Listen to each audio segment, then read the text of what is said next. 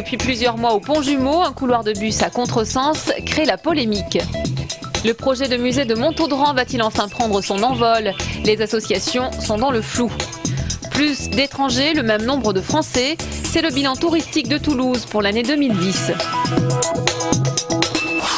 Toulouse, berceau de l'aéronautique, mais pourtant difficile d'honorer sa mémoire. Aéroscopia ne doit pas voir le jour avant 2012. Le projet de musée sur l'ancien site de Montaudran ne semble pas prêt d'aboutir lui non plus.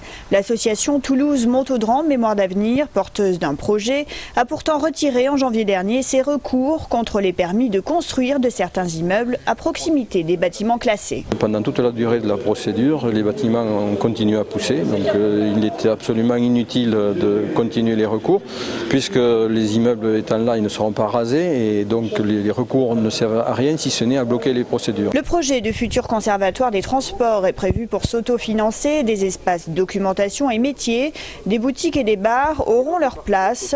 Avec un hic, les halles appartiennent à un propriétaire privé. Quant à l'autre bâtiment, il appartient toujours à Air France. Air France effectivement est très intéressé pour donner pour un euro symbolique ces 10 hectares et demi.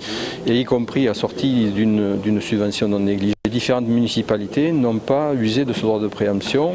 Une réunion mairie-association doit se tenir ce mois-ci. Mairie qui, malgré nos sollicitations, n'a pu répondre à nos questions aujourd'hui. C'est la voie de la discorde. Mise en service il y a quelques mois, ce couloir de bus à contresens, situé au Pont-Jumeau, boulevard de l'Embouchure, provoque des embouteillages aux heures de pointe et parfois des accrochages. Côté usager, on constate une certaine unanimité. Pour nous, c'est pratique, ici, les deux sens. Mais pour la circulation, ça ne l'est pas. Voilà. La première fois, j'ai failli me retrouver nez à nez avec un bus. Une bonne idée pour desservir les immeubles qui sont là, mais certainement pas une bonne idée pour la circulation. Donc c'est vrai qu'il faudra peut-être trouver un moyen pour que ce soit plus fluide. Pour la municipalité, c'est juste une question de discipline et de temps. Les bus fonctionnent. Quand ils ont des difficultés, c'est parce que justement des voitures n'ont pas respecté le code de la route, sont en travers du passage et gênent l'évolution des autobus. Mais bon, ça aussi, ça fait partie des choses qui doivent rentrer dans les mœurs et petit à petit, les gens apprendront à respecter le fonctionnement d'un carrefour. Toutefois, la mairie envisage de revoir cet aménagement présenté comme temporaire. D'autres réalisations de transport collectif devraient voir le jour d'ici 5 ans. Plus de touristes étrangers en majorité espagnols. Stagnation de la clientèle française, c'est le bilan 2010 du tourisme d'agrément à Toulouse. La fréquentation hôtelière reste stable mais peut mieux faire car selon une enquête réalisée l'été dernier auprès de 2000 touristes, ces derniers dorment plutôt chez les amis ou la famille. Ils consomment quand même, ils consomment la ville à travers de la restauration, à travers du shopping. Notre travail va être de développer davantage peut-être ce tourisme qui va dormir à Toulouse en hébergement marchand.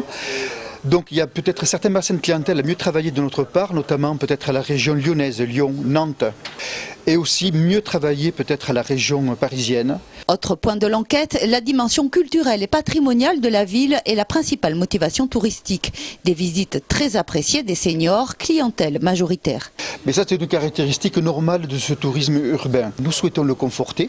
Et par contre, on va s'attacher un peu plus à une clientèle familiale. Et développer des projets autour de nouvelles thématiques, tourisme et handicap, tourisme solidaire et Toulouse, destination gay-friendly.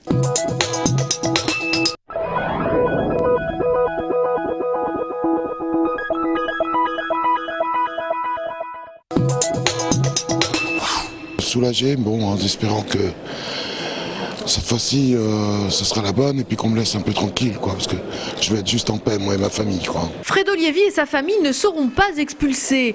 Ancien voyageur sédentarisé à Frouzins, Frédéric Liévy s'est lancé dans l'élevage de volailles. Il vit dans une caravane, mais il a par ailleurs déposé 3 permis de construire un chalet. Tous ont été refusés au motif d'une exploitation trop petite pour être viable. Et face à la caravane et au mobil-home, la municipalité a vu un manquement aux règles du plan d'occupation des sols et à la protection des zones agricoles, tout en se défendant d'anticiper l'application de la loi LOPSI 2. Il faut qu'on respecte ce règlement de la zone agricole. C'est ce que nous avons demandé à M. Lévy, c'est ce qu'il s'est engagé à faire. Aujourd'hui, Frédéric Liévy s'est donc engagé à redemander un permis de construire en tant qu'agriculteur. Il était soutenu tant par le DAL que par les anti-LOPSI 2. Le tribunal a mis sa décision délibérée au 28 février. À cette date, il devrait se prononcer pour une déclaration de culpabilité ayant vocation à évoluer vers une dispense de peine en cas de régularisation. Rassemblement de solidarité à la sortie des classes aujourd'hui devant l'école élémentaire Papus. Enseignants, parents, voisins, associations, partis politiques, tous étaient là pour demander la régularisation de Dursun Bakir, ce père de famille expulsé le 11 janvier dernier en Turquie, laissant derrière lui sa femme et ses 3 enfants, dont 2 nés en France. Aujourd'hui, plus de recours juridiques possibles. La seule arme, c'est la solidarité. C'est quand même scandaleux qu'un travailleur, un ouvrier carreleur, lui, soit en but à une expulsion humiliante et qui laisse sa famille dans des circonstances particulièrement difficiles. Une famille qui vit en France depuis 10 ans et se retrouve aujourd'hui sans ressources. Le comité de soutien a réussi à rassembler 1500 signatures dans une pétition. Reste à étendre le mouvement afin d'obtenir une rencontre avec le préfet. À l'échéance de la mi-mars ou de la 3e semaine de mars, on peut penser que nous pourrons aller rencontrer le préfet. D'autant plus que d'autres écoles toulousaines défendent des cas similaires.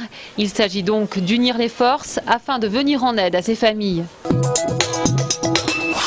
2 semaines après la reprise du travail, le centre de formation médico-sociale de l'IFRAS se remobilise. Après avoir été entendu par le conseil d'administration, la communication est à nouveau rompue. On revendique à l'heure actuelle un espace de parole, de discussion avec nos employeurs, les administrateurs. On revendique un collège étudiant au conseil d'administration, un collège salarié.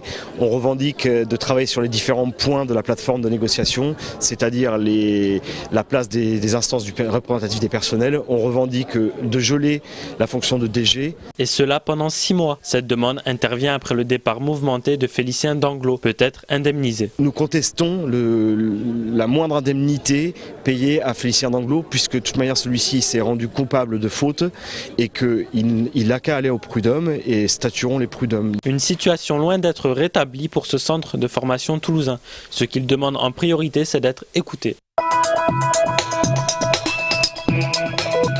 Demain matin, 6h, France Bleu Toulouse ouvre enfin son antenne sur le 90.5.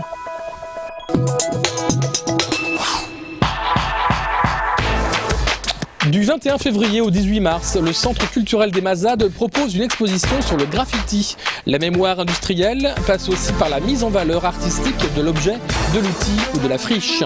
Les graffeurs et les DJ questionnent le monde qui disparaît et nous informent d'un autre qui arrive.